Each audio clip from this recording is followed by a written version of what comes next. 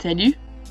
Vous écoutez Une carotte au coin du feu, une conversation entre moi-même, Clio Marchal, comportementaliste équin et fondatrice de Bouillon de Poney, et mes deux consoeurs que je vais laisser se présenter pour que vous puissiez identifier leur voix. Salut Lucie! Salut Clio, Lucie Bonnier, comportementaliste équin et entraîneuse spécialisée en renforcement positif. Et salut Coraline! Salut Clio, moi c'est Coraline Plumat, comportementaliste équin et entraîneuse à plus. Allez, c'est parti! Bonne écoute! Allons-y pour notre essai de podcast qui sera peut-être le premier d'une longue série ou peut-être un échec monumental et donc oublié dans les archives de ton ordinateur, Coraline, on verra bien. D'où est partie l'idée du fait qu'on m'a dit une petite phrase l'autre jour que je vous ai donc soumise, parce que c'est une petite phrase que j'entends souvent, avec laquelle, tu sais, des fois il y a des phrases, on te les dit et tu te dis « Ah oui, oui, grave, je suis tout à fait d'accord ». Et des fois il y a des phrases, on te les dit et tu te dis « Ah, je sais pas pourquoi, mais je suis pas tout à fait d'accord ». Mais j'ai pas non plus envie de creuser et d'aller chercher pourquoi je suis pas d'accord. J'en étais clairement là de mes réflexions, donc je me suis dit que vous alliez creuser à ma place. Et c'est effectivement ce qui s'est passé. Et donc on s'est dit que c'était une conversation, enfin nous en tout cas, c'est une conversation qu'on a aimé avoir, ou qu'on voulait avoir plus profondément, on va dire, et qui pouvait peut-être intéresser d'autres gens. Donc pourquoi pas l'enregistrer et voir ce qu'on fera de cet enregistrement. La phrase en question étant... c'était probablement suite à une de mes stories sur une réflexion quelconque, je ne sais plus. Mais la phrase en question était de toute façon, quand il y a du R+, il y a toujours de la P-, et quand il y a du R-, il y a toujours de la P+. C'est comme ça, les deux vont ensemble, quoi. Petite anecdote, on s'est dit avant de commencer cette conversation qu'on allait accorder nos violons sur un ou deux petits points précis quand on a bossé la trame de ce podcast. Et comme l'a dit Lucie, accorder nos violons sur la P+, a donc nécessité 4 jours de discussion et à peu près 10 pages d'échange. Moi, ça m'a rappelé à quel point je ne sais rien et à quel point on n'est vraiment personne pour penser qu'on sait des choses. Et ça m'a fait vachement réfléchir à tous ces gens qui savent, tu sais, quand tu leur dis un truc ou que tu viens questionner leur pratique, eux, ils savent. Et je me dis, ils sont formidables parce que nous, à 3 cerveaux, et on n'est pas des expertes, et enfin, en tout cas, moi, je suis pas une experte sur le sujet et je suis pas spécialiste, mais je l'ai quand même creusé suffisamment, je pense, pour le connaître un peu. Il m'a quand même fallu ces 4 jours pour arriver à une conclusion où je comprenais les tenants aboutissants et où j'étais d'accord avec tout ce qui se disait. Donc j'ai une admiration sans faille pour ces gens qui savent, et à la fois, je me dis qu'ils ont une prétention de penser savoir qui m'impressionne. Bref, la phrase, c'était que quand on passe en R+, il y a forcément du P-, de la P-. Et donc, on voulait réfléchir à ça. Peut-être on fait un rapide rappel des cadrans, parce qu'en fait, moi, quand j'entends ça, effectivement, je vois tout de suite l'illustration des cadrans avec ce carré bien découpé et les renforcements d'un côté, les punitions de l'autre, le positif en haut, le négatif en bas. Et donc, c'est facile de faire des groupes avec les renforcements, avec les punitions. C'est facile de regrouper par deux les différents, les différents, comment on dit comment ça s'appelle ? Processus. Ouais, voilà, les différents processus, merci. Mais c'est vrai que souvent, on voit cette petite diagonale au milieu. On voit ces petits traits qui vont rapprocher R+ et P- et qui vont rapprocher R- et P+. Pour moi, ça pose la question... Enfin, la première chose qui me vient à l'esprit quand on me dit cette phrase, c'est la question des techniques opérantes, et la seconde, c'est la question de l'extinction. Du coup, l'idée, c'était qu'on s'attaque d'abord aux techniques opérantes, et on verra où ça nous mène. Que je retrouve ma petite trame. Donc, déjà, est-ce qu'on définirait pas ce que c'est qu'une technique opérante ? Parce que moi, je sais que, à nouveau, je creuse les théories de l'apprentissage depuis un moment. J'entends parler du conditionnement opérant depuis des lustres. J'ai commencé à entendre parler d'une technique opérante, finalement, qu'il y a 2 ou 3 ans. C'est vraiment un terme qu'on utilise très peu. Donc, je trouve que c'est intéressant qu'on s'y attarde un petit peu pour être sûr de savoir de quoi on parle. Lucie, est-ce que ça te dit de nous définir ça ? Ouais, alors j'ai pas la définition exacte des techniques opérantes parce que je l'ai pas trouvée parfaitement. J'ai dû l'apprendre à peu près, j'imagine, sur les mêmes trucs que toi, Clio, quand j'avais repris les cours de Max. Mhm. Avant, c'est pas un terme que je connaissais, j'utilisais. Les techniques opérantes, au final, c'est ce qu'on va utiliser pour venir produire un comportement, pour faire produire un comportement à notre apprenant, à notre cheval, dans notre cas. On va faire plus simple, on va parler de cheval. Mhm. Et c'est tout ce qu'on va pouvoir utiliser pour venir produire et venir renforcer ce comportement. Alors, vous n'hésitez pas à corriger, hein, si jamais vous avez plus précis ou mieux. Et Mais ben dans les- justement, moi je dirais que la technique, elle produit pour qu'on puisse ensuite renforcer avec le renforçateur. Ouais. C'est ça, c'est ce qui va amener le comportement et qui fait qu'on peut le renforcer derrière. C'est ça. C'est un stimulus qui cause un changement dans la situation dans laquelle on était pour avoir le comportement qu'on va renforcer. C'est pas forcément un stimulus, parce que le scan and capture rentre dedans. Ah ah. Mais c'est majoritairement des stimuli quand même, puisqu'on va retrouver effectivement tout ce qui va être le stimulus aversif, le leurre, etc. Mais le scan and capture rentrant dans les techniques opérantes, Mais pour que tu puisses capturer un comportement, il faut quand même qu'il ait été causé par enfin, qu'il ait apparu. Donc, c'est peut-être pas un stimulus que tu vas mettre en place ou que tu vas contrôler toi, mais il y aura quand même un stimulus présent. est-ce qu'on peut Ça dire qu'il y sera a peut-être forcément interne un au cheval. stimulus? Alors, il y aura eu quelque chose qui aura déclenché le comportement. Si, parce que ton stimulus, il peut être interne. Il peut être interne, oui, c'est Oui, ça. c'est ça. Ouais. Mais par contre, moi j'apporterai une nuance, c'est que quand on parle de technique opérante, pour moi, le mot technique vient apporter la distinction qui fait que ça vient de nous, Oui, peut-être. ça, je suis d'accord avec ça. C'est quelque chose qu'on a quand même causé nous-mêmes dans le but de pouvoir renforcer un comportement ensuite. Mais ce qui Du voudrait coup, dire qu'on en exclut le scan et capture. ouais, que j'avais repris le cours de Max pour pas mélanger. Je sais que je l'avais retrouvé dedans.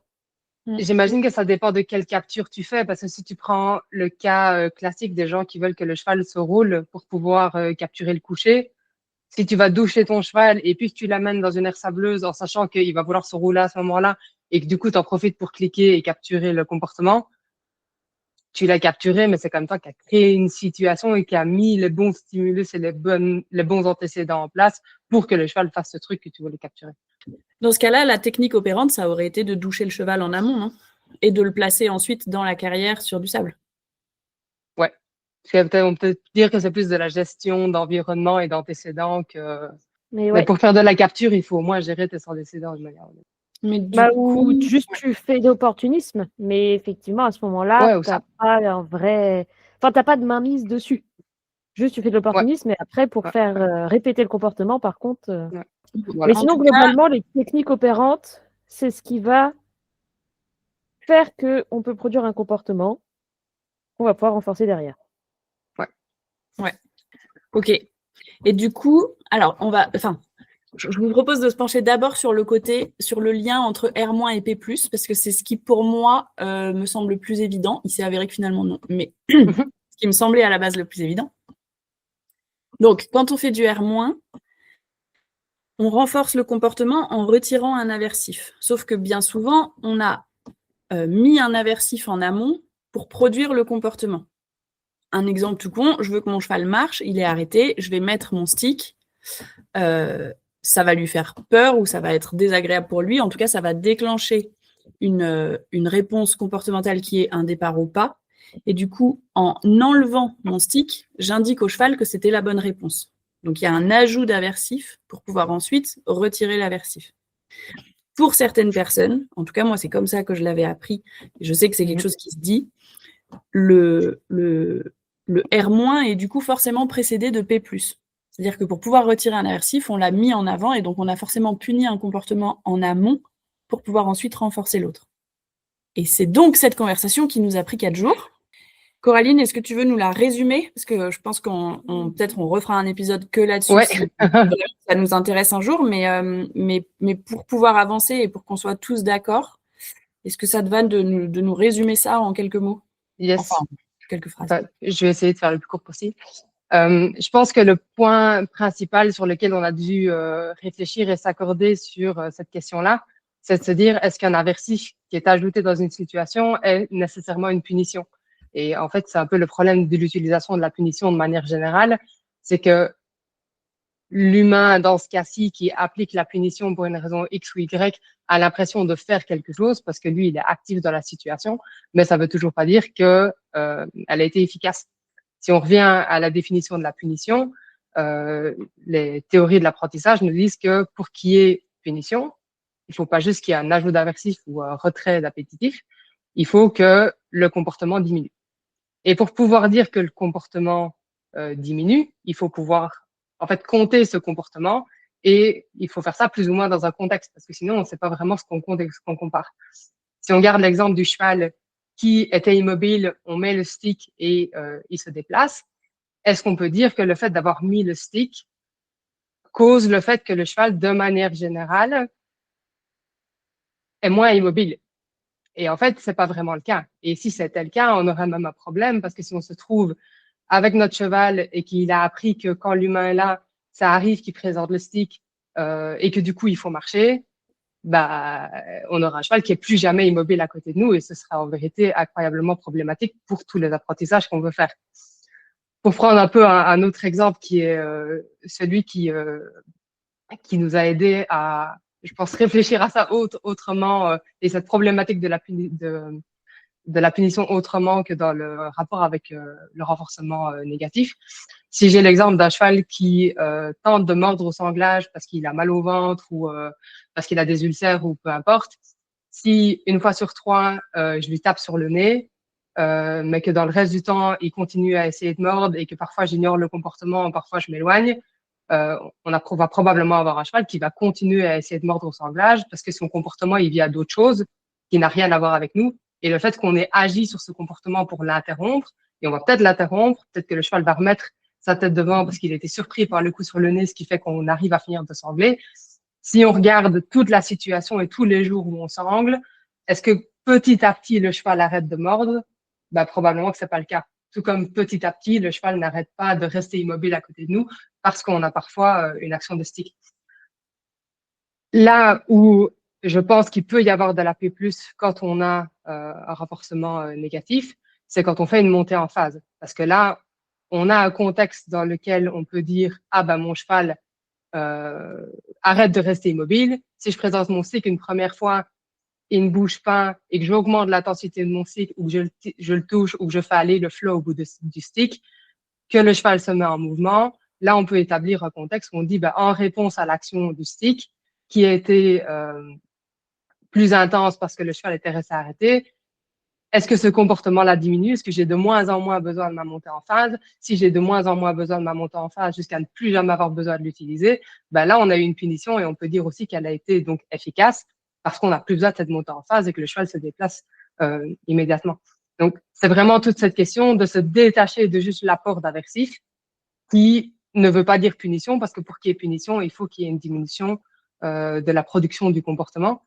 Et quand on est à côté de lui avec un stick en main, le cheval n'a aucun moyen de deviner quel est le comportement qu'on va vouloir lui proposer dans les 2 secondes qui viennent. Donc, il ne peut pas réagir de manière à s'adapter à la conséquence de son comportement puisqu'il ne la connaît pas. Du coup, je trouve que ça pose la question de est-ce qu'il est possible de faire un entraînement en R- sans monter en phase, du coup sans punition? Je pense que c'est pas impossible si on a une excellente gestion de l'environnement. Si on arrive à mettre le cheval dans des situations où on va augmenter déjà de base la probabilité qu'il propose certains comportements. Tu vois, si tu fais de la gestion de l'environnement en R+, et que tu dis, bah, si je veux enseigner à mon cheval de s'arrêter et que je veux pas agir sur lui s'il s'arrête pas, bah, tu peux entraîner le code d'arrêt juste devant ta barrière parce que ton cheval, enfin, il y a des chevaux qui sont créatifs, qui vont aller tourner et faire d'autres trucs. Mais pour beaucoup de chevaux, ils vont arriver à la barrière, ils vont s'arrêter et du coup, tu peux le récompenser. Tu pourrais tout à fait faire la même chose en R-, c'est juste extrêmement rare que le R- soit mis en place de cette façon-là. Je pense que pour quelqu'un qui est très créatif, qui connaît bien son cheval et qui connaît bien les instincts du cheval pour se dire aussi dans cette situation-là, il est probable que le cheval se mette en route avec moi et du coup, je peux avoir une transition pas sans forcément avoir une montée en phase. À mon avis, c'est possible. Mais je pense que dans la plupart des cas, il va au moins y avoir l'utilisation de la punition pour vraiment créer les comportements et valider le comportement qui est, enfin, pas pour créer le comportement, mais pour renforcer la version qu'on veut, avec l'intensité aussi qu'on veut, parce que souvent, c'est pas juste je veux que le cheval marche, je veux qu'il marche d'une telle manière, avec une telle activité, etc. Ça va permettre d'affiner le comportement. Et une fois que le cheval a compris quelle était la version finale du comportement qu'on voulait, là, on est un peu dans l'idée de la légèreté, avec la descente d'aide, avec un cheval qui réagit au souffle de la botte, etc. Et là, cette montée en phase, on ne l'a plus. Mais est-ce que c'est possible? Probablement. Est-ce que ça arrive dans la vie réelle des gens qui entraînent des chevaux? Là, je suis moins sûre. Lucie, tu as un avis là-dessus? Je rejoins Coraline globalement. Je dirais que ça dépend aussi du cheval, mine de rien, et de sa perception de l'aversif. Un cheval qu'on va qualifier de lourd, à qui il va falloir qu'on amène une montée en phase plus forte. Je pense qu'on va rentrer quasiment systématiquement dans de la P+, effectivement, pour pouvoir amener nos terres moins. Je pense à un cheval très sensible où le moindre truc qui est un aversif très fort, on n'aura pas forcément besoin de rentrer dans cette montée en phase parce que de toute manière, ce qu'on apportera de base sera l'aversif suffisant pour venir déclencher le comportement. Du coup, on ne sera pas exactement dans dans cette montée justement en phase où on va venir punir un comportement de non-réponse. On aura tout de suite notre réponse. Maintenant, est-ce qu'on n'est pas dans la P+? Je pense que la question, en effet, de la perception de l'aversif, elle est importante parce que si le cheval ne répond pas ou n'a aucune réaction à ta première action, ça peut être une problématique d'inhibition. Il y a un cheval qui se met juste en frise et qui ne réagit pas du tout. Ça peut aussi être le fait de « Oh, il y a un machin qui bouge à côté de moi, oh, je m'en fous ». Et du coup, ta montée en phase, en fait, va être le premier stimulus qui cause une réaction et qui sera pas forcément une P+. Ça dépend de la phase que tu mets au début et du taux de réactivité du cheval. Et sauf que pour moi, on arrive dans la P+, à ce moment-là, parce qu'on a créé le contexte dans lequel on attendait le comportement.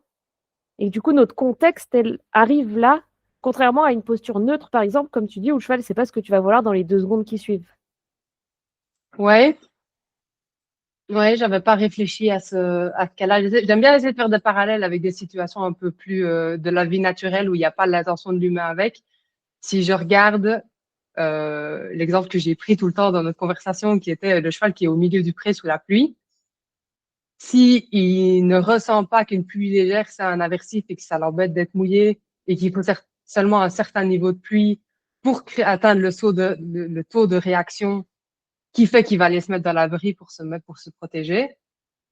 Est-ce qu'on peut dire le fait il pleut parfois juste un peu fait diminuer le comportement d'être au pré et de ne pas aller se mettre dans l'abri?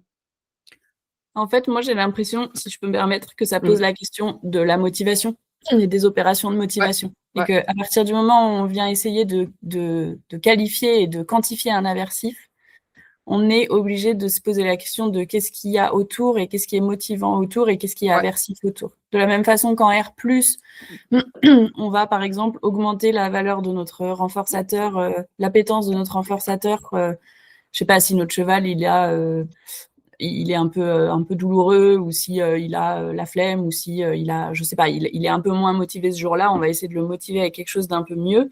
En R-, malheureusement, on est obligé du coup d'aller chercher quelque chose de plus aversif. Et donc, il faut aussi se comparer à tout ce qu'il y a autour. En fait, pour qu'il réponde à notre stimulation, il faut être plus aversif que le reste du monde, quoi. Il y a un peu cette notion-là. Donc, je pense que ça dépend aussi beaucoup de la motivation de base du cheval et de qu'est-ce qui l'entoure à ce moment-là et quelles sont ses motivations à bouger ou non. Ouais, mais je suis d'accord. Je vois un peu ce que voulait dire Lucie dans le sens où un cheval une danseuse un peu, un cheval qui bondit à chaque instant, qui est toujours un peu prêt à bouger. J'ai l'impression qu'avec lui, on va être plus dans de la discrimination très vite, à essayer de lui expliquer quand est-ce qu'il faut bouger et comment, plutôt qu'à essayer de déclencher le mouvement. Ouais. Donc peut-être qu'on est plus dans cette phase discriminative que dans le P-. Là où avec un cheval un peu lourd, comme on a beaucoup de motivations contraires qui luttent, qui viennent contre nous, on est obligé de monter en phase beaucoup plus fort, même s'il y a toujours cette notion de la perception de l'aversif, parce que en fait, Ouais. un cheval, moi je les appelle les danseuses, mais les chevaux qui bougent tout le temps, c'est quand même parce que de base, nous ou notre stick ou l'environnement dans lequel on les a mis est aversif. Et crée de la tension C'est ça, un rien les déclenche. Ouais. Donc, Mais je pense qu'il n'y a pas de vérité qui est vraiment carrée, en fait. Je pense qu'il y a probablement un continuum dans lequel il y a des cas où on est presque certain qu'il y a du R- et de la P+. Il y a des cas où on est à peu près certain qu'il n'y a que du R- et qu'on a juste un premier aversif qui était la technique opérante, qui on introduit un stimulus qui cause une réaction chez le cheval et qui va dans le sens de ce qu'on veut capturer. Et entre les deux, il y a la perception du cheval, il y a ses motivations, il y a plein de choses qui se passent pour cet individu cheval en interne auquel en fait on n'aura à peu près jamais accès, parce qu'à moins d'aller dans des exagérations de la punition, juste sur une utilisation de la punition, on va pas spécialement voir des conséquences qui vont pouvoir nous dire j'observe telle conséquence à mon action, donc il y a probablement eu de la punition. Je pense qu'il faut aussi, dans toute cette conversation entre les cadrans, que tout le monde se rappelle qu'en fait les lignes qu'on voit toujours sur les beaux schémas, elles sont bien nettes, mais en fait elles sont complètement floues au milieu, parce qu'il y a juste plein de choses qu'on sait pas et comment le cheval perçoit les choses, et il faut vivre aussi avec ça, quoi. On peut passer de l'un à l'autre sans s'en rendre compte. On peut penser qu'on fait l'un et finalement faire l'autre parce qu'on constate que finalement le comportement a augmenté plutôt que diminué. Enfin, effectivement, c'est pas du tout des lignes définies et c'est pas des barrières très solides, quoi. On passe de l'un à l'autre très facilement. En tout cas, moi, ce que je retiendrai, et vous me direz si vous voulez ajouter quelque chose, mais ce que je retiendrai, c'est que on peut oublier un peu cette idée qu'on fait forcément de la P+, si on fait du R-. Et ça, j'avoue qu'il y a ta phrase, Coraline, qui m'a vachement marquée. Moi, je suis toujours la première à dire, parce que j'adore ça, j'avais entendu ça une fois, ça m'avait vachement marqué. Enfin, ça m'avait fait remettre en cause tout mon monde. Du coup, j'aime bien la répéter parce que je me dis que ça doit faire pareil à d'autres gens. Cette phrase qui dit que si ça marche pas, c'est pas de la punition. Parce que par définition, la punition, elle entraîne une diminution de la fréquence ou de l'intensité du comportement. Et donc, cette phrase disait, si ça marche pas, c'est pas de la punition, c'est juste de la violence gratuite. Ouais. Et toi, ce que tu m'as dit hier, Coraline, c'est qu'en fait, donc je te cite, je me permets, se dire qu'on fait systématiquement de la punition quand on fait du R-, globalement, c'est déjà grave, mais moi, ça m'effraie encore plus de me dire que chacun des aversifs que j'applique n'est même pas une punition, c'est juste un aversif parce que j'ai la flemme de générer une réaction chez mon cheval autrement qu'en lui faisant peur ou mal. Et en fait, ça m'a vachement tiqué, c'est ce que je vous ai dit. Je répète cette phrase à tout le monde, et là, j'avais ça devant les yeux, de non, en fait, c'est pas de la punition, c'est juste l'utilisation d'un aversif. Donc, c'est juste de la violence gratuite, qui n'a même pas fonction de punition, mais qui est là pour provoquer un comportement que je pourrais ensuite renforcer. Bref, ça, je voulais le dire, parce que moi, ça m'a vraiment aidé à conclure, je crois. Et surtout, ça me fait réaliser quand même à quel point il est temps de repenser le R-, quoi. Je trouve ça intéressant parce que moi, en réfléchissant autour de ça, je le répète tout le temps et au quotidien, je le dis à plein de mes élèves qui mélangent encore les deux et qui sont encore dans une réflexion de transfert, de dire que j'ai pas de problème fondamental avec le R-, parce que je pense qu'il y a des manières de l'utiliser qui sont pas terrifiantes ni horriblement douloureuses pour le cheval. Tout le monde qui fait du R- ne tape pas sur son cheval non plus. Mais si je m'assieds vraiment avec cette réflexion de me dire, mais qu'est-ce qui fait que mon cheval tourne, qu'il avance, que quoi que ce soit, c'est qu'à un moment, il y a eu quelque chose qui l'a gêné. Et que si on fait que du R-, on va systématiquement aller rajouter des gènes sur son cheval à gauche, devant, derrière, pour avoir une réaction qui va dans l'autre sens. Et c'est dur de s'asseoir en fait avec ça et de se dire oui, le cheval il fait le truc parce qu'on l'emmerde quelque part en fait. Et ça, j'ai pas envie de sortir maintenant dans le monde en disant voilà, j'ai un problème avec le R-, c'est diabolique, il faut arrêter de le faire. Mais je pense que si on revient un peu à la réflexion de la technique opérante au début, c'est commencer à se dire ok, tout n'est peut-être pas à jeter dans le R-, mais comment est-ce qu'on peut le faire vachement mieux que ce qu'on le fait maintenant, quoi. Puis je trouve que ça place sur une échelle. En fait, moi, pareil, je fais du R- et j'enseigne du R- et j'ai pas envie d'être une anti-R- parce que pour moi, si tout le monde faisait du joli R-, le monde du cheval irait déjà beaucoup mieux par rapport à ce qui se fait aujourd'hui. Ouais. Mais par contre, je peux pas, je suis OK avec cette idée que faire du R+, c'est plus éthique que faire du R-. Ça, je suis En d'accord. fait, c'est simplement ça. Et je trouve que c'est à chacun de poser son curseur là-dessus et de se dire par rapport à mes ambitions, mes envies, mes besoins, enfin, c'est pas des besoins, mais c'est vraiment des envies, quoi. Je choisis de mettre mon niveau d'éthique à ce niveau-là. Lucie? Non, pareil, hein, je ne veux pas être très, très originale. Moi, je fais plus de R- effectivement avec les miens. Alors non, je fais pas plus de R-, je peux pas dire ça. Je fais mes entraînements de manière à faire majoritairement du R+ avec mes chevaux, parce qu'on peut pas faire du 100% R+, on va être honnête. Quand ma jument veut pas quitter l'herbe et qu'il faut quitter l'herbe, on met une pression, il y a un moment, je veux dire, faut y aller, faut y aller. Mais mes entraînements, d'une manière générale, sont effectivement faits en environnement protégé parce que, il y a ce côté de je veux pas passer mon temps à les emmerder pour avoir les comportements qui me conviennent. Donc, je rejoins le R-, le beau R-, ça serait bien qu'on voit que de ça, clairement. Le R+, est plus éthique quand c'est du beau R+ aussi, donc c'est pareil. Il y a Oui, quand c'est vrai. même un certain, un certain niveau à atteindre, que ce soit dans l'un ou dans l'autre. Du coup, avoir du beau R+, c'est ce qui serait beau, mais il faut quand même être honnête avec soi-même sur le fait que quand on fait du Ouais. R-, on amène quand même un aversif. La technique opérante qui vient travailler là-dessus, c'est quand même l'application d'un stimulus aversif. Et je trouve surtout qu'une fois qu'on a mis le mot dessus, une fois qu'on a mis le doigt dessus, une fois qu'on a conscience de ça, on fait attention à son aversif. Moi, Oui. en tout cas, c'est ce qui m'a aidé à faire un plus joli R. Si tu es OK avec le fait que tu mets de l'aversif pour produire ton comportement, tu vas faire attention à ton aversif. Si tu te voiles la face en te disant que c'est l'intention et l'énergie qui produisent le comportement, tu peux du coup très vite basculer dans de l'AP+, ce qu'on disait tout à l'heure, et utiliser des aversifs pas très jolis, quoi.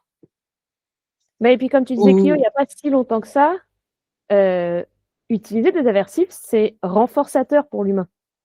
Parce qu'on a rapidement un effet, on obtient des résultats rapides, visibles, et on a une forme de contrôle, ce qui est renforçateur pour l'humain, d'une manière générale.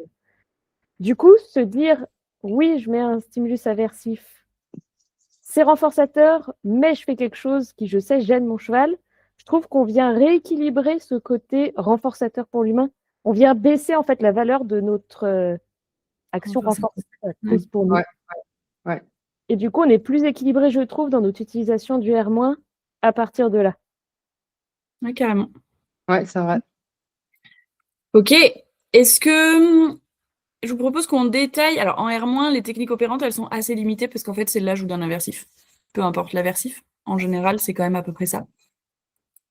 Même si, en fait, en fouillant, je pense qu'on pourrait en trouver plein d'autres qui fonctionnent. On pourrait prendre des techniques qui sont plutôt utilisées en R+, et les appliquer en R-, très, très probablement. J'ai passé du temps à essayer d'y réfléchir et trouver la façon de retirer un aversif que tu n'as pas ajouté toi-même et qui n'est pas une action sur le cheval, mais qui te permet quand même d'être assez précis pour obtenir le comportement que tu veux. J'ai vraiment eu du mal à trouver des exemples. Après, j'ai pas passé 4 jours, hein, mais je pense que c'est vraiment compliqué quand même. Bon, en même temps, j'avoue que je disais un peu ça pour mettre de l'eau dans mon vin et pas être trop négative, mais Mais je pense qu'on peut, comme on disait tout à l'heure, on peut combiner les choses en appliquant des techniques et du R+, quand on regarde tout ce qui est gestion de l'environnement, etc., qui vont permettre d'avoir des aversifs qui vont être moins marqués. Mais je pense qu'il faut quand même avoir un moment un effet sur le cheval. En fait. Non, mais de toute façon, par définition, le R-, c'est le retrait d'un aversif. Donc, par définition, il y a un aversif. Puisqu'il faut qu'on le retire. Oui. J'essaie possible. de trouver une différence entre l'aversif qui est présent, qui cause le comportement, n'est pas l'aversif qu'on retire. Mais en fait, c'est presque impossible de faire un lien comme ça. Comme on le fait. En tout cas, j'ai pas réussi à trouver des exemples qui étaient fonctionnels et qui pourraient être utilisés dans l'éducation du cheval. Parce que des exemples totalement fumés, je peux en trouver, mais en pratique, ça ne sera pas utile, donc ça sert à rien. Mais en R+, par contre, on a une grande variabilité des techniques opérantes. Ça, moi, je trouve toute la richesse du R+. Est-ce que Lucie, tu peux nous en citer quelques-unes, par exemple, enfin, nous en expliquer quelques-unes? Ouais. Il y a celle à laquelle beaucoup de monde pense souvent, dont on parlait tout à l'heure, le scan and capture, qu'on retrouve beaucoup en R+, où on attend que le cheval produise le comportement, on clique, on récompense. C'est souvent comme ça qu'on retrouve les chevaux qui font le sourire ou qui font des comportements un peu comme ça. Mhm. Maintenant, c'est pas toujours celle qu'on va utiliser ou favoriser le plus parce que réussir à choper le comportement au moment où il nous intéresse, il y a des comportements, c'est facile, il y en a d'autres, ça va être plus compliqué. Enfin, en tout cas, je vais pas réussir à capturer tout de suite un piafé. Oui. Ça va être un peu complexe. Puis je trouve qu'il faut un cheval qui est déjà bien habitué au R+.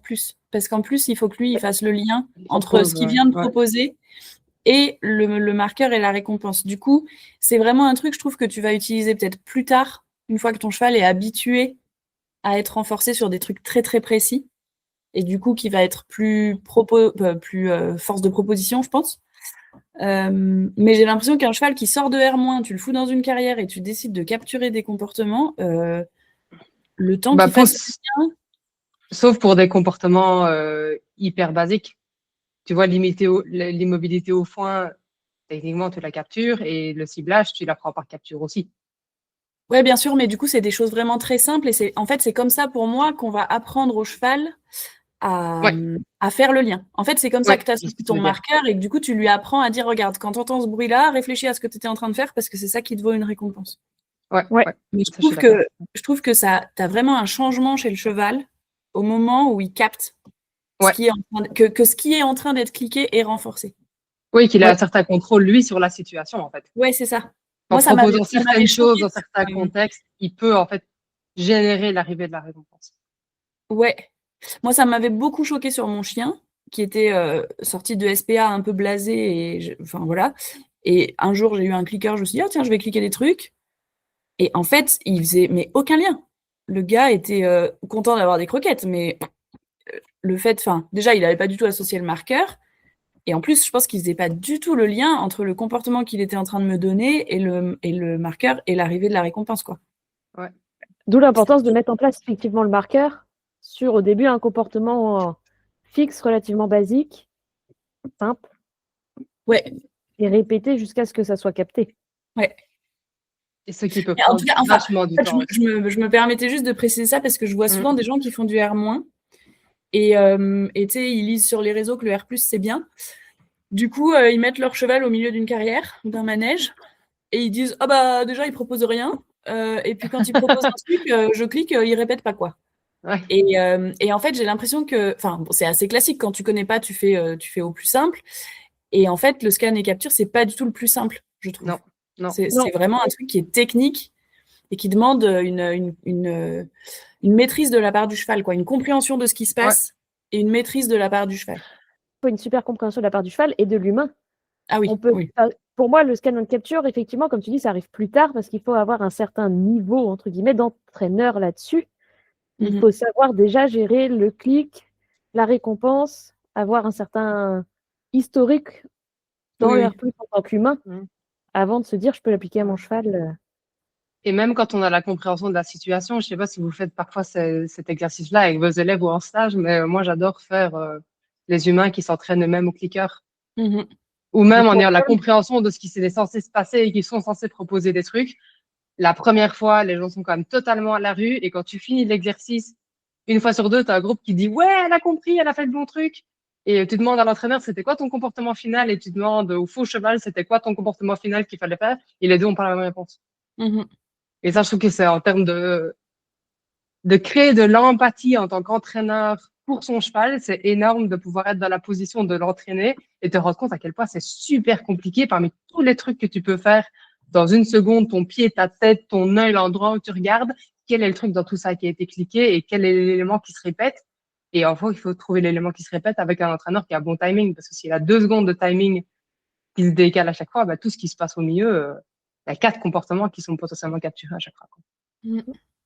Voilà, ça me donne 1000 sujets et 1000 nouvelles conversations à avoir que je ne vais pas lancer maintenant. Ok, deuxième technique opérante. On utilise beaucoup, il y a la cible. Du coup, il y a un peu de scan and capture pour avoir la cible, mais bref, on va passer là-dessus. Mais le ciblage, c'est ce qui sert beaucoup en R+. Le fait de pouvoir cibler, alors que ce soit le nez ou une autre partie du corps. Et à partir de là, pouvoir produire des comportements très divers, un peu de tout en fait, quasiment, que ce soit du mouvement ou de l'immobilité. La cible, c'est à la fois le plus facile, je trouve, et quand même un truc assez technique à utiliser, dans Ouais. le sens où on peut alors déjà effectivement cibler plusieurs parties du corps, donc ça demande une certaine souplesse mentale pour l'humain comme pour le cheval, de se dire ok, c'est comme ci, c'est comme ça, faut que je fasse ça. Et il y a toujours, je trouve, cette problématique entre guillemets de la cible mobile. On se dit c'est simple, je bouge ma cible, mon cheval bouge, mais où derrière on a souvent un cheval très frustré qui comprend pas pourquoi jusqu'ici c'était là, et là d'un coup il faut lui courir après, Mhm. et qui vient du coup compliquer un peu ça. Non, encore une fois, une autre conversation. Je ne n'irai pas Je me suis là-dedans. retenue aussi, j'ai 4 trucs que j'ai envie de dire à propos de ça, mais on fera une discussion sur le ciblage. Avançons. Cible simple, basique. Et après, alors qu'on peut utiliser. Mais alors, vous me direz ce que vous en pensez, comment vous discutez ou quoi, mais que c'est pas forcément des trucs que je recommande plus que ça. Le leurre en R+, même problématique que la cible mobile, il faut savoir vraiment bien l'utiliser, je trouve, si on veut éviter la frustration. Moi, je pense que le leurre peut être un peu plus facile que la cible mobile, mais par contre, je suis d'accord avec toi que c'est très technique. Parce que le leurre, tu peux commencer par une phase où tu peux montrer petit à petit au cheval quelle est la façon d'obtenir la récompense et du coup éliminer ton leurre aussi petit à petit. Si tu mélanges ça avec du façonnage, moi, il y a des cas où je l'utilise, même sur certains protocoles qui sont, enfin, ou avec des entraîneurs, on va dire, assez débutants, où ça se passe très bien sans frustration, mais c'est clairement pas un truc sur lequel il faut aller improviser, quoi. Alors attends, en fait, je réfléchis aux gens qui écouteraient et qui font pas de R+. Est-ce que vous pouvez expliquer ce que c'est que le leurre et la différence? Parce que du coup, moi, j'essaye de me mettre à la place de quelqu'un qui connaît rien. Je me dis, bah, le leurre, c'est comme la cible mobile. En fait, tu suis un truc. Dans le leurre, on utilise la nourriture pour faire produire un comportement au cheval. Euh, Typiquement, c'est ce qu'on utilise beaucoup pour faire des carottes stretch. Quand on vient amener son cheval à faire quelque chose en suivant sa carotte, c'est du leurre. Mm.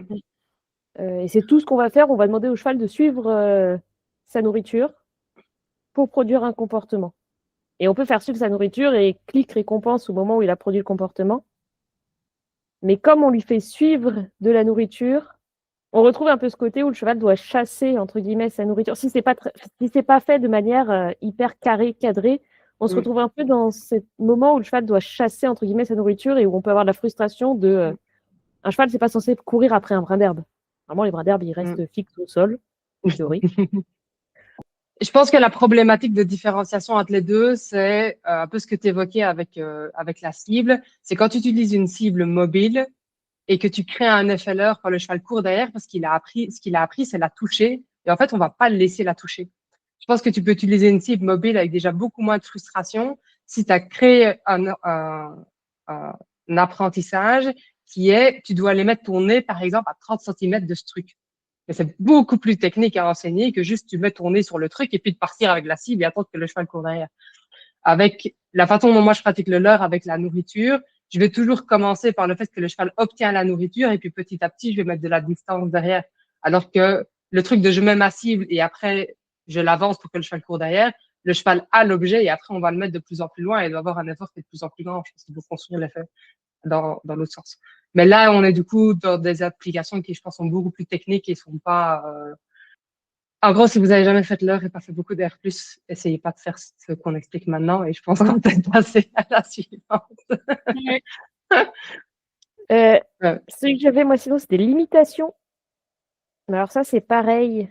L'imitation humain-cheval, ça reste assez limité, je trouve. Pas impossible, mais limité dans la phase d'apprentissage. Leur apprendre après à nous imiter. Une fois qu'on a appris le comportement, mettre sous code avec une imitation, oui. Déclencher par imitation. Il y a des choses qui sont possibles. Marcher, ça reste assez simple pour déclencher par imitation, je trouve. En général, on marche, le cheval, il va marcher avec nous.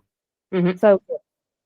Il y a des choses où j'ai déjà vu des personnes qui disaient par imitation. Alors, je pense qu'avec des choses, ça peut fonctionner, mais avec d'autres, on l'aura pas comme ça. Par exemple, de faire du croise-papatte. Ouais. Moi, j'avoue que mes chevaux, j'ai essayé une fois pour le délire, ils m'ont regardé. Puis ils sont allés manger. Moi, je pense j'avoue que que la plupart des cas que j'ai vus pour ce cas-là, en fait, c'est du R-. Le cheval, l'humain en croisant les jambes est rentré dans la zone d'inconfort du cheval qui, en se poussant, a croisé une patte et on a fait ah, il a fait comme moi.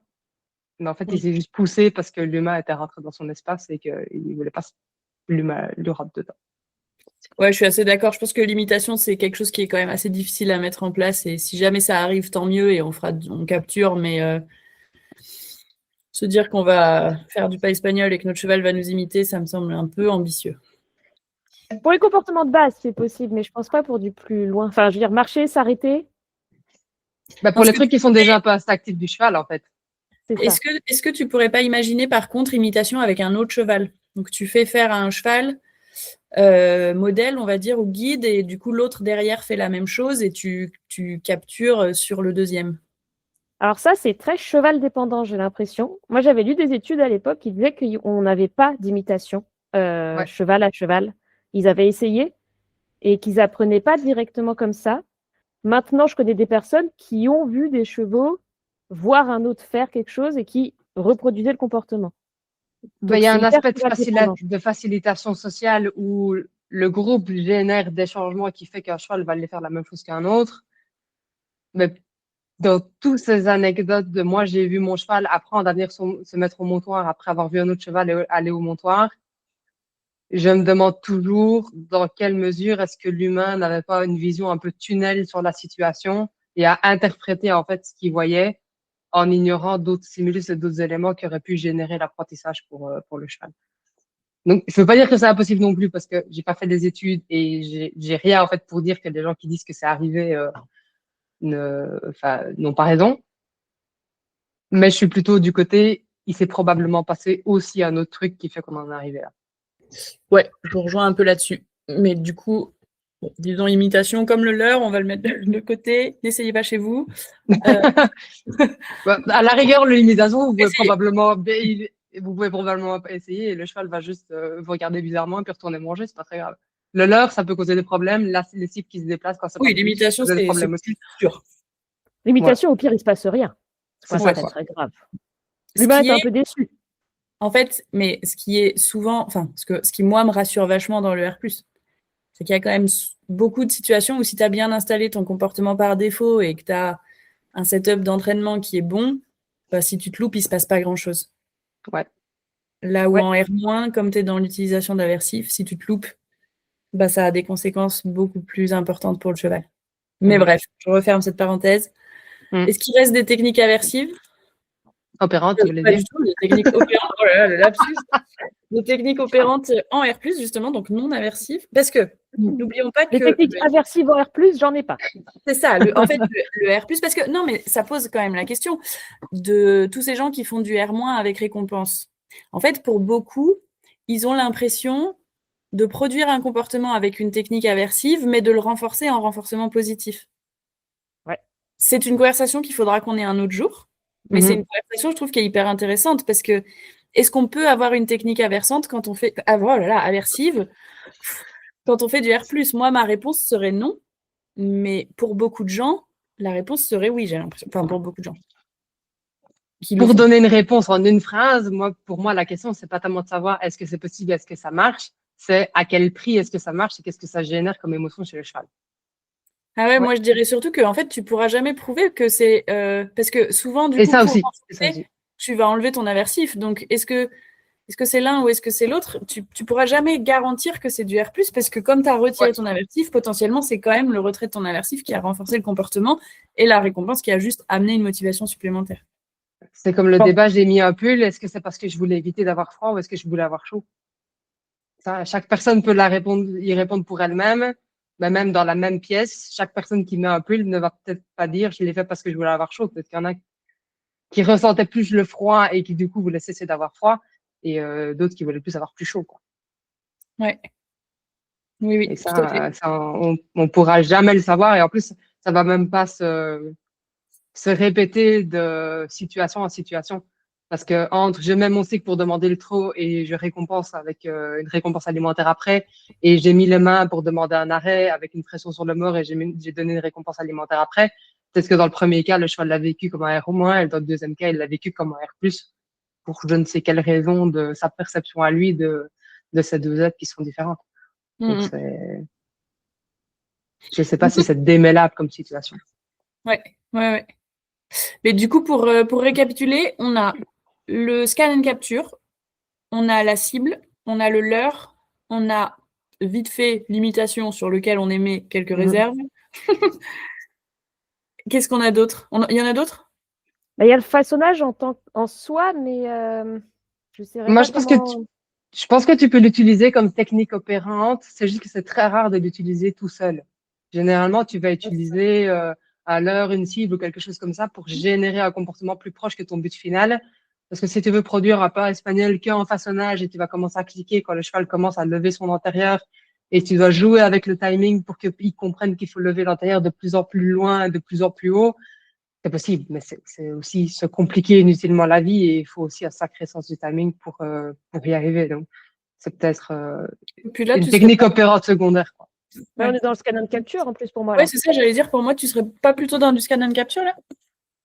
Pour moi, la capture, tu captures un comportement qui est plus ou moins fini, alors que si tu changes ton critère d'élément en élément pour partir du tout petit lever du boulet jusqu'à une jambette complète, tu as dû avoir du façonnage.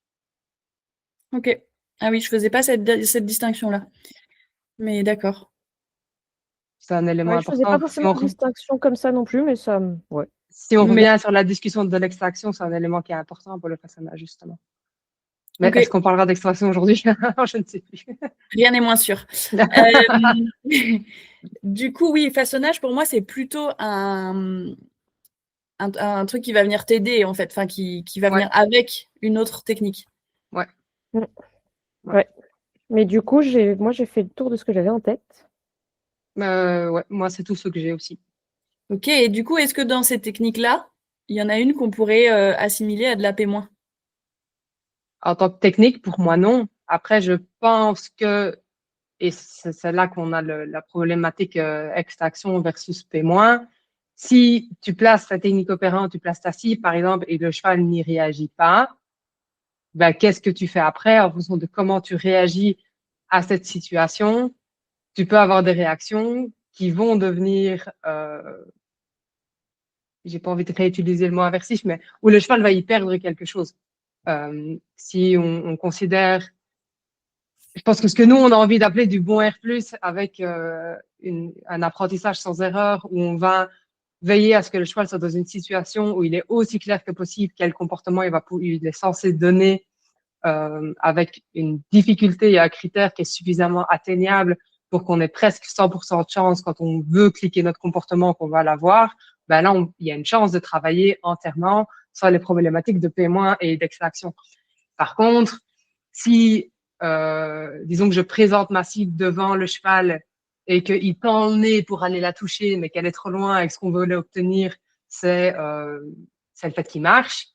Si à ce moment-là, je retire ma cible ou que je remets la cible un peu plus loin et que j'attends quelque chose pour qu'il produise un autre comportement, là, on va basculer probablement essentiellement dans l'extraction. Donc, le fait de ne pas donner le renforçateur pour créer une réaction émotionnelle chez le cheval qui fait qu'il va essayer plus fort le truc qui a été renforcé jusqu'à présent et du coup, potentiellement, faire un pas en avant qu'on va pouvoir aller cliquer. Ce qui, en termes d'apprentissage, pas forcément idéal parce qu'on a une problématique émotionnelle avec ça.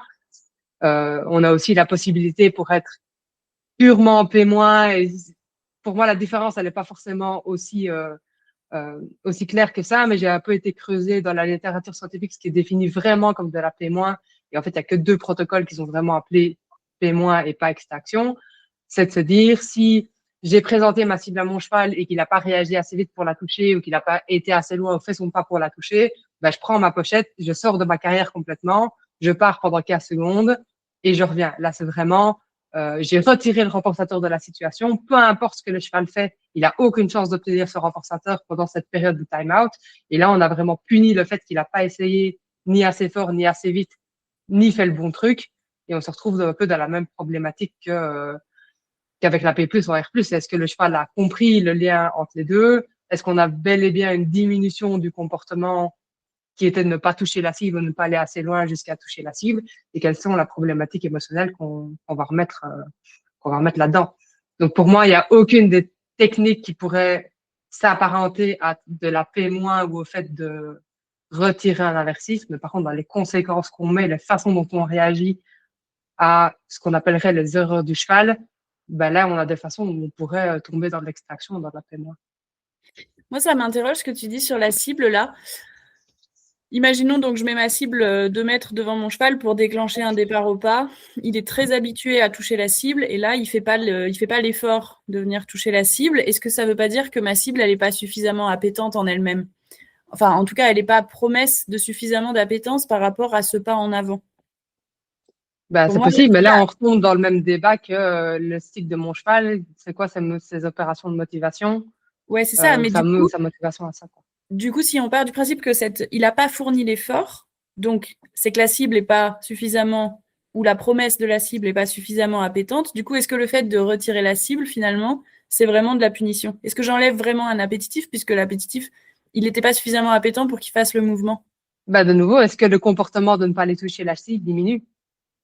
S'il ne diminue pas ou ça ne règle pas en fait notre erreur, c'est pas de la punition. C'est soit, en fait, c'est une conséquence neutre dont le cheval se tape parce que c'était pas appétitif, ou alors ça n'a pas créé une nouvelle situation qui permet de déclencher un autre comportement ou faire que le cheval ne fait plus ce truc-là. Parce que tu pourrais aussi, dans cette situation-là, avoir un cheval qui décide de quitter entièrement la séance et de dire, Ouais, bah, je me carrément. casse et je vais brouter.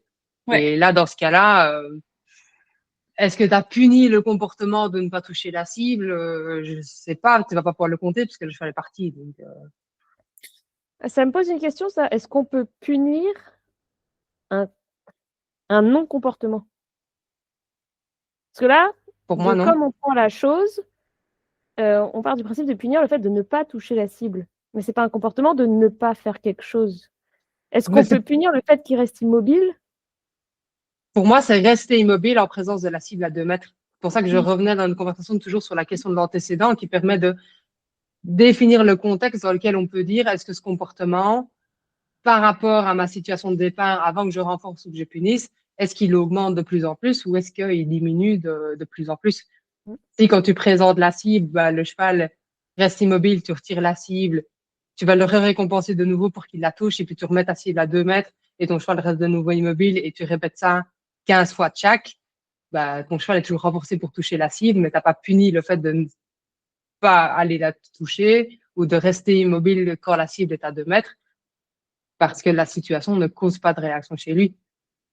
Ça ne veut pas dire qu'il n'y a pas de phénomène émotionnel et de frustration qui se met en place, mais ça ne se fait pas par punition dans ce cas-là. Donc, comme pour le R-P+, pour moi, il n'y a pas de lien direct entre R+, P-. Il peut arriver, on peut choisir ou ne pas choisir de l'utiliser, parce que le lien R+, extraction est peut-être un peu plus courant, parce qu'on peut plus facilement tomber dedans aussi sans forcément le faire exprès. Dès Puis qu'on comme a je des vous problèmes. disais, on va l'utiliser à très petite dose quand on va augmenter nos critères, en fait, l'extinction. Ouais.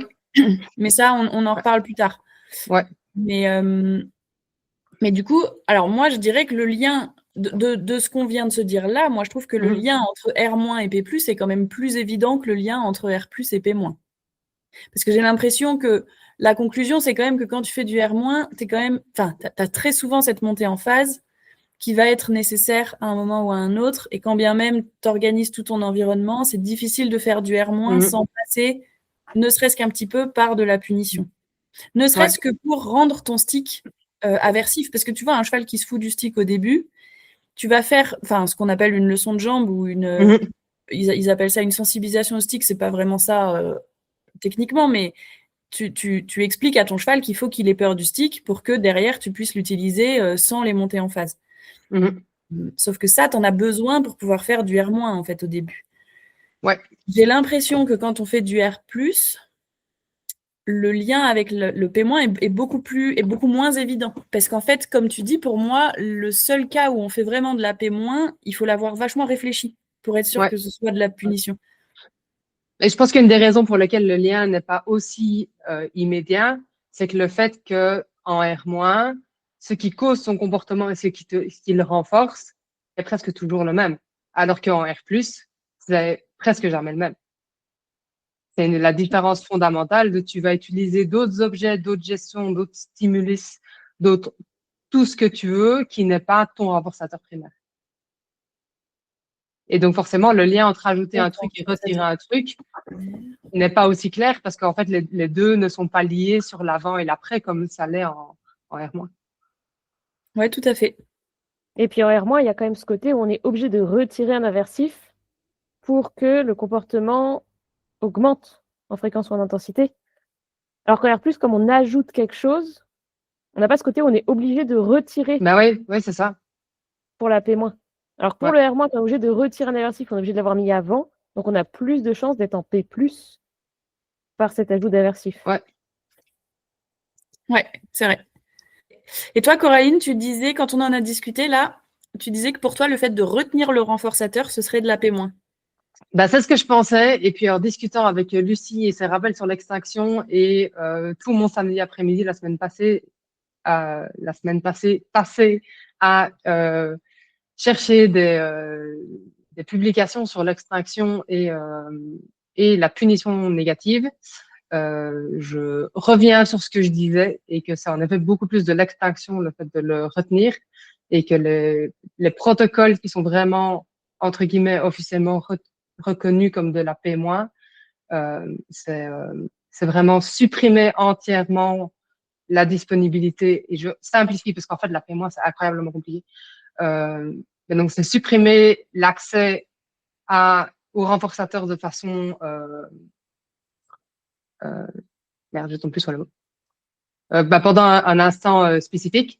Par exemple, l'exemple que je disais tantôt, mon cheval ne fait pas un truc, je prends ma pochette, je me casse et je reste pendant 15 secondes où il a aucune chance d'obtenir un renforçateur.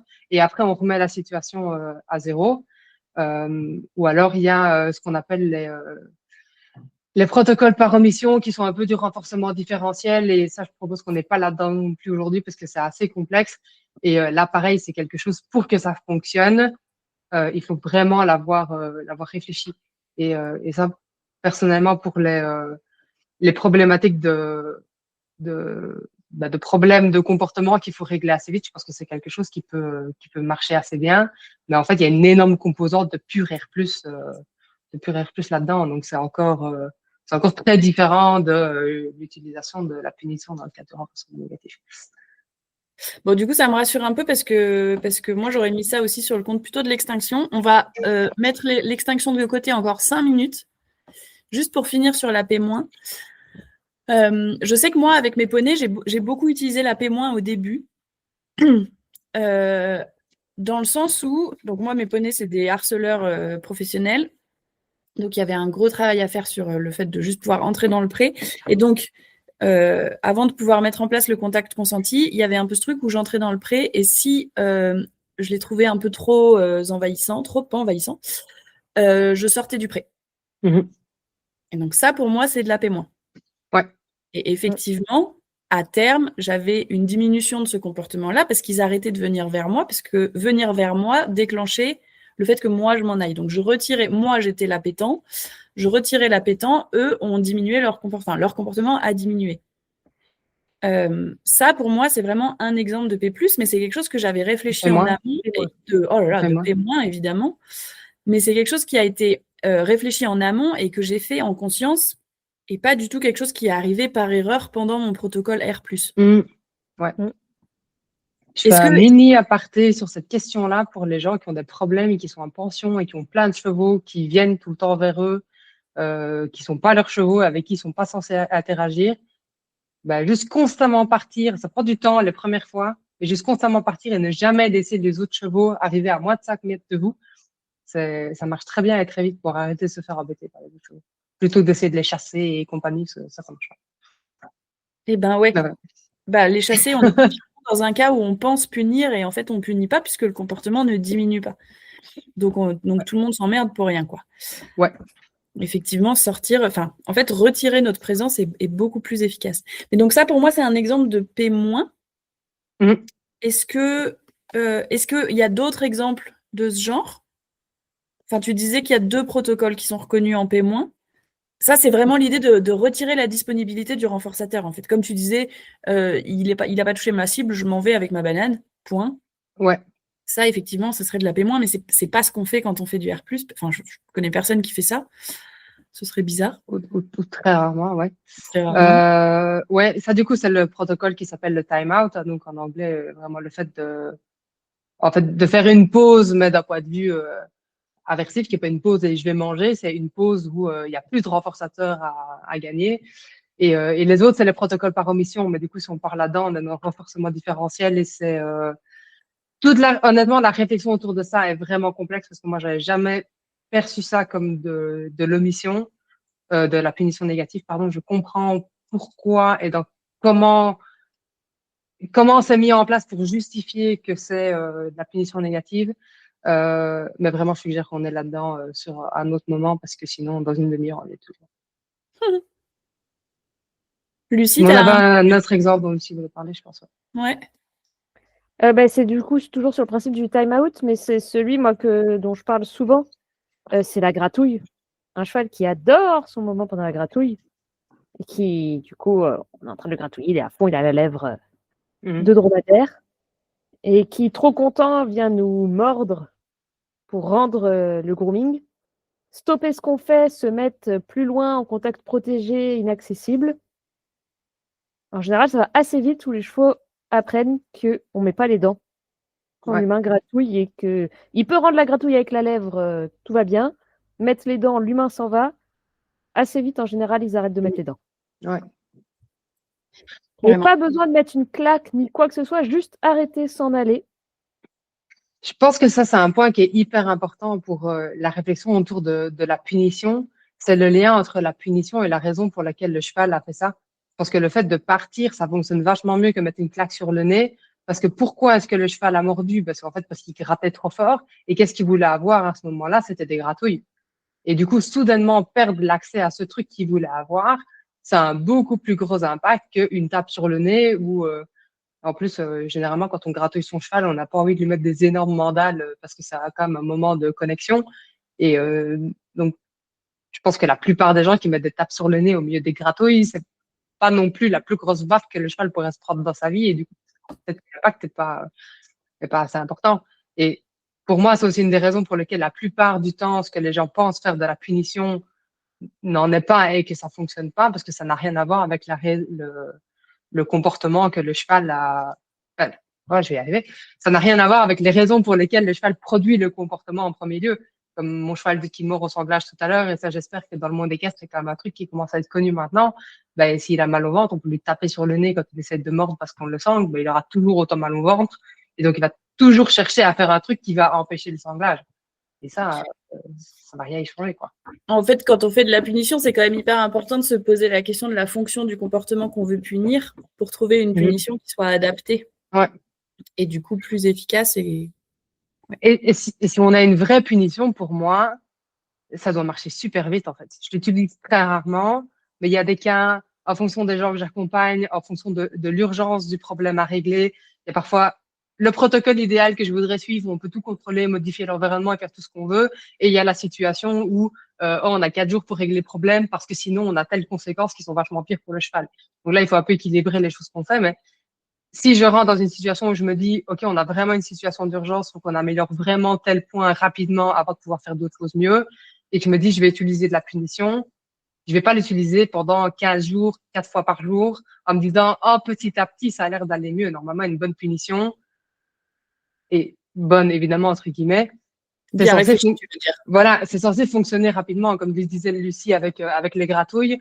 Normalement, ils comprennent très vite que mettre les dents, ça sert à rien. S'il faut constamment le répéter, ça veut dire que le comportement diminue pas et du coup, ça marche pas. Donc, il faut arrêter de le faire. Je me permets de te couper, mais j'ai envie de dire pareil avec un renforcement. Moi, quand les gens m'appellent et me disent « ça fait 2 ans qu'on travaille là-dessus, ça commence à aller mieux », ça m'épate toujours. Déjà, ils sont très patients. Moi, j'aurais pas cette patience. Mais surtout, en fait, si d'une séance à l'autre, t'as pas de progrès, c'est que ton renforcement ne fonctionne pas et que ta séance est mal pensée et que du coup, il faut... Alors, j'entends que des fois, c'est des trucs qui sont hyper techniques et qui prennent du temps et quand c'est physique ou quoi, il y a un effort en plus. Enfin, évidemment, mais je trouve que c'est quand même hyper important de mesurer le progrès parce que s'il y a du progrès, ça veut dire qu'il y a renforcement et donc s'il y a renforcement, ça veut dire que notre plan est efficace, quoi. Je suis tout à fait d'accord, mais pour le renforcement, je pense que Évidemment, ça dépend du type de séance, ça dépend de ce que tu essaies de faire, ça dépend si c'est juste de l'éducation ou du travail à pied pour s'amuser ou régler des problèmes. Mais si tu veux juste t'amuser avec ton cheval, que tu essaies de lui apprendre à faire le bisou et qu'il lève vaguement la lèvre après 2 ans, tu as passé beaucoup de séances à filer à manger à ton cheval gratuitement pour, entre guillemets, rien, c'est pas très grave. Contrairement à Oui, la punition où tu as alors, fait un truc pas cool alors, pour ton cheval pendant un moment. oui, l'enjeu n'est pas le même quand tu fais du R+. Du Ouais, coup, quand tu fais si du R+, tu fais du on est R-, d'accord. Ouais, par ouais, contre, étant donné que tu utilises un aversif pour créer ton comportement, si ton renforcement ne fonctionne pas, tu mets beaucoup d'aversifs pour pas grand-chose. Est-ce qu'on va aller dans le débat qu'il y a beaucoup de chevaux à l'heure actuelle qui sont montés même pas en renforcement négatif parce qu'en fait, ils font que réagir à des aversifs, mais ils n'ont jamais rien compris? Bah, je pense que c'est pas un débat, je pense qu'on est d'accord là-dessus.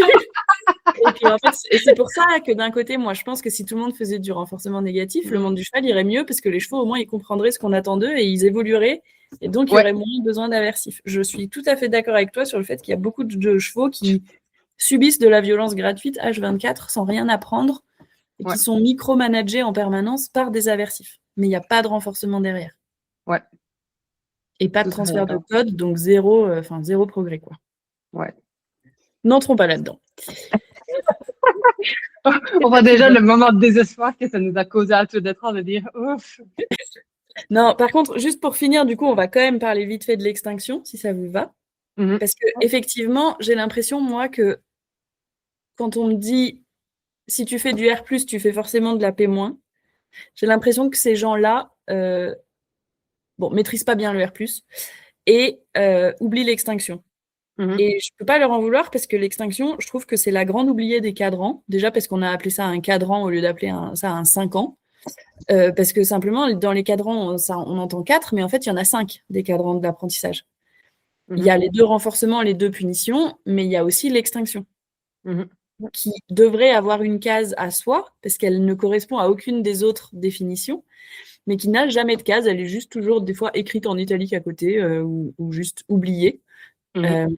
Et c'est très dommage. Et donc, l'extinction, juste... Lucie, tu veux la définir rapidement?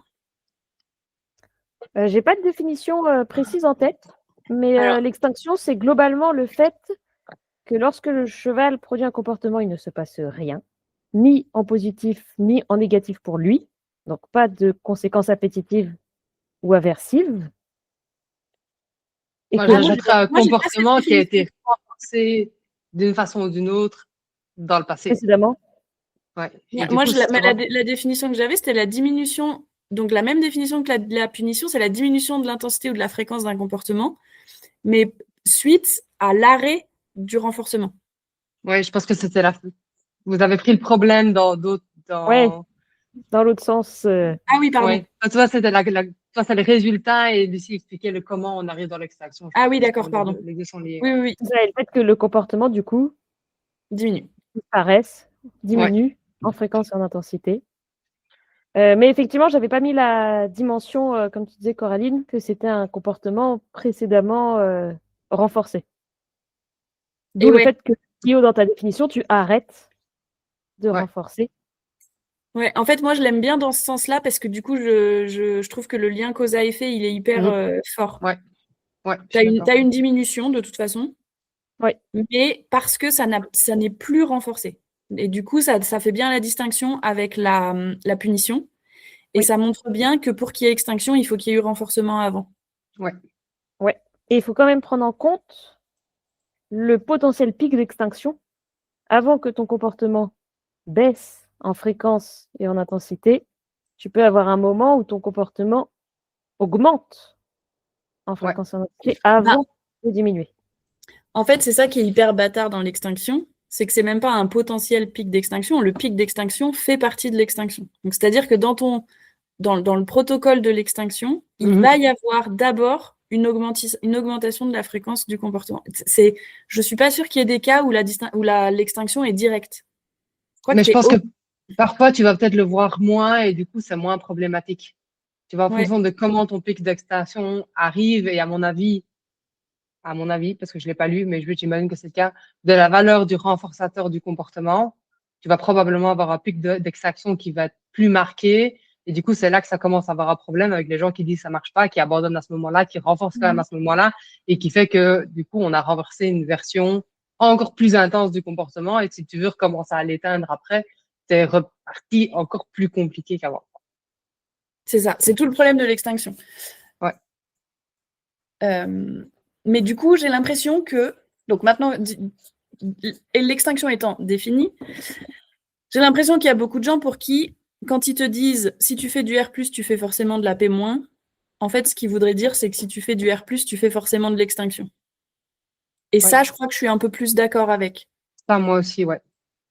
Je pense qu'on a un gros risque d'extinction quand on fait du R+, déjà parce qu'on est obligé d'y passer pour, comme on disait tout à l'heure, augmenter nos critères. Mhm. En fait, quand on rallonge la durée, on fait un micro temps d'extinction qu'on essaye de maîtriser, mais on le fait. Ouais. Et à côté de ça, aussi parce que donc l'extinction, elle est très très liée à la frustration. Il y a un lien évident, enfin, entre s'il y a frustration, il y a extinction, s'il y a extinction, il y a frustration. En fait, les deux vont ensemble. Et quand on fait du R+, notre inquiétude principale, c'est la frustration, vu qu'on travaille avec quelque chose de puissant. Du coup, je trouve que par définition, quand on fait du R+, notre inquiétude principale, ça devrait être l'extinction. Ouais. Vous me suivez là-dessus? Non, tout à fait, ouais. Et je pense que c'est particulièrement compliqué pour les gens qui viennent du R-, pour qui cette problématique d'extraction est beaucoup plus rarement le cas, parce qu'en fait, ne pas donner le renforçateur, en l'occurrence ici, le fait de ne pas arrêter l'aide, ben, c'est beaucoup moins courant, parce que personne ne met son cheval au trot puis continue à mettre des jambes de façon, bon, sauf les cavaliers de club, etc. Je dis pas que ça peut pas arriver, mais tout le monde a normalement plus ou moins l'idée de retirer son action d'aide à un moment. Alors que dans le R+, il y a tous les comportements qui ont été renforcés. Il n'y a pas forcément des environnements clairs parce qu'en R-, on ne le fait pas du tout. On met le cheval au milieu de la carrière, on a un stick et c'est tout ce qu'on a. Alors que nous, les allées du R+, on a des cônes, des fibres, des trucs, des tapis, des machins et 24 éléments qui donnent des informations au cheval sur ce qu'on est en train de faire dans cette situation-ci, qui lui permet de dire, là, c'est pertinent de faire une jambette, ça va être renforcé, là, c'est pertinent de toucher le cible, là, c'est pertinent de faire ça. Quand on gère bien son R+, normalement, on a ces éléments-là pour toujours envoyer le cheval dans la bonne direction et éviter qu'il fasse des comportements, qu'il propose des comportements qui n'ont rien à voir avec ce qu'on veut. Et où là, du coup, bah, quelqu'un qui n'a pas vraiment creusé l'air plus, qui est juste arrivé un jour avec un clicker et des carottes, bah, il a son cheval qui fait des jambettes dans tous les sens. Et le jour où il n'a pas envie qu'il fasse des jambettes, bah, il dit j'attends jusqu'à ce qu'il fasse pas de jambettes et puis je vais cliquer autre chose. Et là, on est du coup à fond dans l'extraction. J'ai envie de dire, à la limite, on fait plus d'extraction sur ce séance que ce qu'on fait du R+, probablement. Et on a souvent des énormes jambettes qu'on va finir par renforcer d'une façon ou d'une autre. Ouais. Mais c'est souvent en R+, comme ça que le cabré finit par être capturé. Ah oui. Ok. Bah, on demande d'abord une levade, un lever d'antérieur, mais plutôt bas. Ton pic d'extinction fait que ton cheval monte de plus en plus. Mais pour le coup, c'est recherché. Enfin, c'est pas recherché forcément consciemment, mais je veux dire, le mécanisme derrière, c'est ça.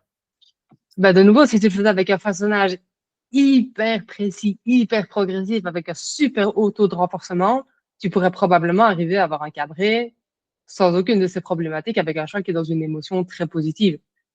Par contre, si en effet tu le fais avec des récompenses à haute valeur, avec des critères qui sautent très fort et un cheval qui doit faire des grosses propositions pour réussir à être renforcé, là en effet, il y a un moment tu vas avoir un cabré, mais il va peut-être aussi boxer avec les intérieurs au passage. Je pense qu'un autre moment où on pratique l'extinction, c'est quand on discrimine. Donc au début, on renforce systématiquement, mais quand on va commencer à mettre un code, un signal, à vouloir expliquer au cheval que finalement... Non ? C'est le protocole, c'est ce qu'ils appellent le protocole par omission. Ok, donc ça, c'est de la punition positive. Et c'est la punition négative, ouais. On peut avoir la conversation à un autre moment parce que moi, j'ai lu plusieurs papiers là-dessus et j'ai vraiment du mal à faire intégrer ça à mon cerveau. Mais c'est les exemples qu'ils donnent. Le fait de résister à une cible, par exemple, jusqu'à avoir un autre comportement ou un stimulus discriminant pour le toucher, tu punis le comportement par défaut qui était plus large et tu renforces l'autre comportement. C'est ce qu'ils appellent l'entraînement par omission. Il y a des cas où tu ne réponds pas, en fait, tu ne fais plus le comportement qui était connu à ce moment-là pour le remplacer par un autre. Et c'est de la punition négative. Ouais. Si tu fais une recherche sur les papiers qui sont publiés sur le mot-clé negative punishment, tu vois training by omission en parenthèse negative punishment. Et c'est vraiment ces exemples-là qui sont nommés et moi, ça me perturbe vraiment fort. Bah, j'avoue que du coup, ça veut quand même dire que quand on fait du R+, parce qu'on le fait, cette phase discriminatoire, on l'a fait forcément à un moment. Donc, est-ce que ça veut dire qu'on fait forcément de la P- à un moment? Est-ce que tu veux dire que toute la conclusion de ce podcast serait entièrement revisitée dans cette petite phrase, Corinne? Je l'ai dit, j'ai pas encore eu le temps de creuser toutes les études qui définissent ça. Moi, dans beaucoup de cas, dans les descriptions que j'ai lues, ce serait carrément du renforcement différentiel. Donc, il faudrait que j'arrive à identifier dans quelle mesure est-ce que du renforcement différentiel, c'est un protocole par omission, parce que du coup, le renforcement différentiel, c'est de la punition négative. Mais tu vois, il y a parfois des moments où je lis certains trucs et je me dis, en fait, les gens ont appelé un truc, et puis on a continué à faire de la recherche, on a continué à identifier d'autres situations, et on a voulu soit faire tout rentrer dans la même définition sur le même nom, ou aller mettre des nouveaux noms sur un nouveau truc, avant de se rendre compte qu'en fait, c'est la même définition que le premier truc. Et ça, pour moi, c'est extrêmement confusant aussi. Parce que dans ta mise en place de code, pour moi, si tu le fais bien et de façon assez bien réfléchie, en fait, tout ce qui arrive, c'est que ton cheval soit renforcé. Mm. Et du coup, OK, ton autre comportement diminue. Donc, OK, ce serait peut-être de la P- dans le sens où si tu présentes la cible, ton cheval ne la touche plus jusqu'à ce que tu dises un code.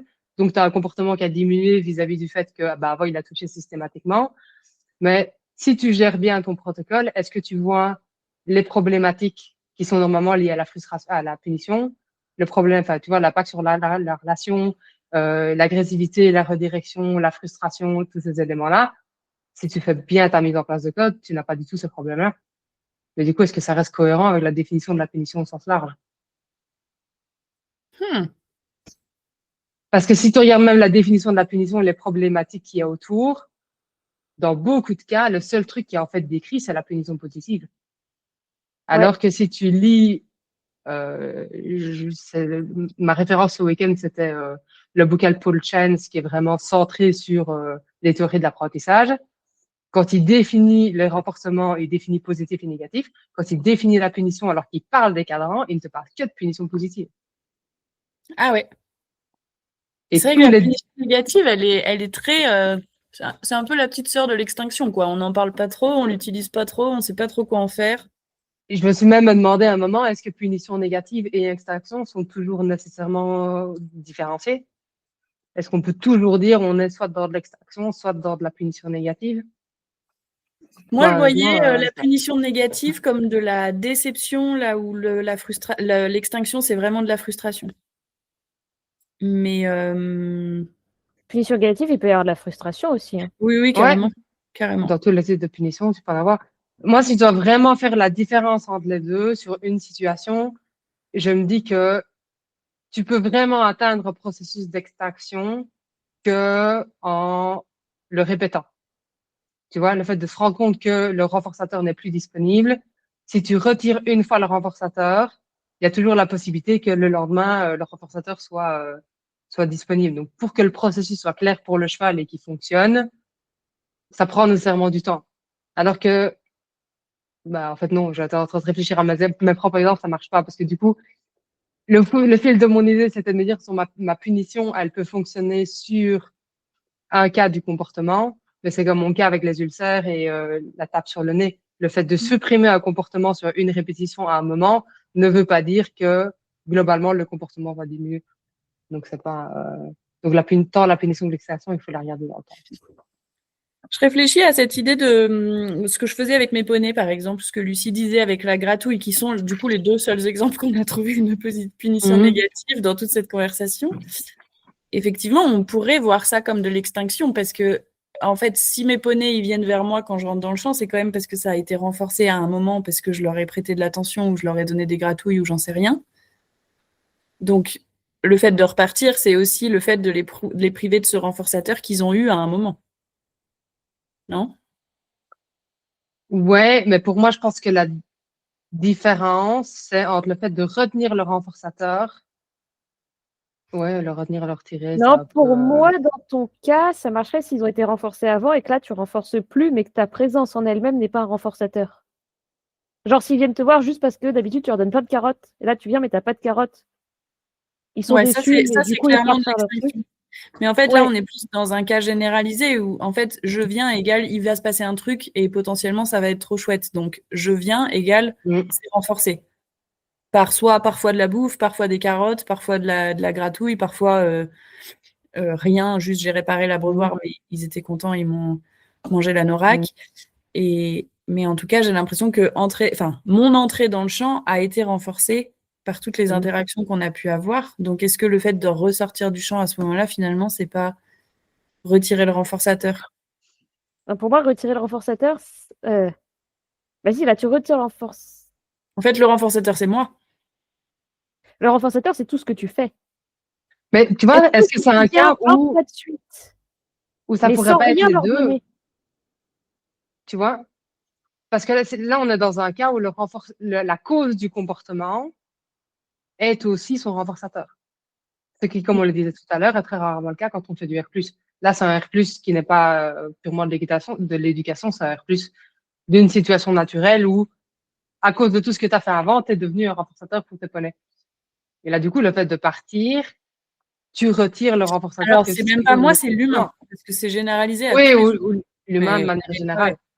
Mais le fait de partir avec ton sac de nourriture, tu pourrais revenir après, c'est le fait que le sac de nourriture n'est plus disponible et c'est pas le sac de nourriture qui était le générateur du comportement au début. Mais c'est ce type d'exemple qui, pour moi, m'avait lancé dans la réflexion de c'est quoi fondamentalement la différence entre la punition négative et l'extraction. Et je suis pas tellement sûre qu'il y en ait une, ou alors il faut aller creuser vraiment dans les processus biologiques. Et c'est là aussi que je me suis perdue tout un samedi après-midi sur des publications sur l'extraction, parce que tout le monde n'est déjà pas d'accord sur le fait que est-ce que l'extinction, enfin, quel type d'apprentissage c'est? Est-ce que c'est un nouvel apprentissage qui vient écraser l'autre? Est-ce que c'est la modification de ton souvenir d'apprentissage? Qu'est-ce qui justifie que tu peux avoir une résurgence ou... Et en fait, il y a 4 types différents, je suis même plus capable de vous les nommer, de résurgence du comportement, en fonction de situations différentes, en fonction du contexte, etc. Et du coup, comme ça fait 1 heure et demie qu'on parle, est-ce qu'on se refait un autre podcast sur l'extraction dans un mois? Si, carrément. Carrément. Mais Parce pour prendre que... par contre sur ton exemple de la gratouille, pour moi, on n'est pas dans de l'extinction, on est purement dans de la paix moins. Parce que pour le coup, on est typiquement dans l'application précise du je retire l'appétitif au moment où le comportement indésirable intervient. Ouais. Et le fait que ce comportement indésirable, par la suite, diminue en fréquence et en Et intensité. le lien entre les deux, entre le comportement et sa conséquence, est super clair. Alors Ouais. que dans l'extraction, la conséquence, elle disparaît juste, mais c'est pas le comportement qui amène une nouvelle conséquence, outre une absence de conséquence, quoi. J'aime bien cet exemple parce que pour moi, on est purement là-dedans. Je ne sais Ouais. pas s'il y en a beaucoup d'autres, mais celui-là, pour le coup. Ouais, je suis d'accord qu'il est clair, celui-là. Ok. Du coup, qu'est-ce que je réponds la prochaine fois que quelqu'un me dit quand on fait du R+, on fait forcément de la P-? Moi, je te dirais éventuellement, tu fais de l'extraction. Tu lui diras, attends, il faut encore que je creuse le renforcement différentiel et les protocoles par omission et je te reviens. Je vais dire, écoute ce podcast, ça ne répondra pas à ta question. Ce podcast, c'est 1 heure et demie de beaucoup de notre cerveau et on espère que ça vous a intéressé, mais... Non, en tout cas, moi, ce que je conclus quand même, que c'est plus facile de faire de la P+ quand on fait du R- que de faire de la P- quand on fait du R+. Ouais. Je pense qu'on peut tomber d'accord là-dessus. Ouais. Et je pense qu'on peut tomber d'accord sur le fait que la définition de la P- est assez floue et proche de celle de l'extinction. Que quand on fait du R+, il faut quand même vachement se méfier de l'extinction. Ouais. Ouais. Peut-être plus que de la P-, parce qu'en fait, la P-, les fois où on va l'utiliser, en général, c'est réfléchi, comme tu disais dans ton exemple, Lucie, de la gratouille. C'est pas une erreur, c'est un plan d'entraînement parce qu'on pouvait pas faire autrement, mais en tout cas, c'est choisi, quoi. Ouais. Là où en R-, j'ai l'impression que tu bascules plus vite dans de la P+, sans que ce soit forcément conscient, quoi. Bah parce qu'on applique cet aversif de toute manière avant. Et parce On que va c'est un peu tester ce qui est la présent. seule option. Alors qu'en R+, tu as plein d'options pour réagir au fait que ton cheval ne fait pas le truc que tu voulais qu'il fasse. Et parce qu'en R+, en général, tu fais des plans d'entraînement et pas en R-. Ouais, c'est- Mais Donc, parce qu'en R+, au pire, il ne se passe rien. En R-, on peut difficilement tolérer le il ne se passe rien si on veut absolument renforcer quelque chose. ouais. Non, parce qu'en R+, il peut y avoir beaucoup de frustration, par exemple. Donc, il se passe rien, mais tu as quand même plein de comportements associés à la frustration qui vont se passer, que tu risquerais de renforcer par erreur ou par mauvais timing. Enfin, disons qu'un R- bien organisé, si ton cheval commence à se sentir débordé, il se redirige, il prend sa porte de sortie, quoi. Et du coup, ça t'évite toute cette extinction. En fait, pour moi, la porte de sortie, elle sert à ça aussi, à éviter. En R+, du coup. En R+, pardon, j'ai Ouais. dit en R-. Oui, pas du tout, en R+. Il faut arrêter cette conversation. La porte de sortie, elle te sert à ça. Moi, Echo, je lui ai appris, quand je suis perdue, Oui. va manger. Quand tu vois que je t'ai pas renforcé au bon moment, va manger. Ouais. C'est que je me suis loupée et il faut que je me réorganise. Donc, je trouve que en R+, tu as des moyens de lutter contre cette extinction. Mais si tu mets pas ça en place, tu peux quand même avoir plein de comportements indésirables qui arrivent dus à la frustration. Non, je ne le pensais pas dans ce sens-là. Dans le sens, il ne se passe rien, c'est en tant qu'humain, s'il ne se passe pas ce qu'on veut, on n'a pas de moyen de pression sur notre cheval. Ah oui, d'accord. Oui, oui, tout à fait. Donc, au pire, effectivement, notre cheval frustre, mais il ne se passe rien de négatif appliqué par l'humain sur lui. Hmm. Alors qu'en R-, on a vite ce côté, on peut effectivement appuyer plus fort. pour On va obtenir- lui faire faire ce qu'on avait prévu de faire. Ouais. Alors qu'en Trop bien. R+, tu tapes du pied au sol, tu t'énerves un coup, mais Mais tu rentres chez toi, quoi. côté, quoi. C'est ça. Et t'appelles tes amis dépités. Bon, bah, trop cool, en tout cas. Écoutez, ça m'a fait bien plaisir d'échanger avec vous. Ouais, moi aussi. De Et j'ai adoré ton intro sur cette situation, sur cette conversation, parce que ça fait une merveilleuse conclusion aussi pour la fin. Bravo aux gens qui savent, parce que nous, on a beaucoup discuté et il y a toujours plein de choses qu'on ne sait pas. Et on ne sait toujours pas comment répondre à cette personne. Après 4 jours à discuter avant, Ouais. 1h30 en direct, et on conclut en... Ouais, c'est ça. Il y a toujours, on ne sait pas. On sait un peu plus, mais on ne sait toujours pas vraiment. On est tombé d'accord sur 2-3 trucs, c'est plus Ouais. clair. Et une chose à Et voir. plein d'autres questions à se poser. Et ouais, on a 1000 autres sujets à creuser. Trop bien. Merci à vous les filles et merci. Merci. On enregistre vraiment ce truc et qu'on le publie. Merci aux gens qui nous ont écoutés jusqu'au bout.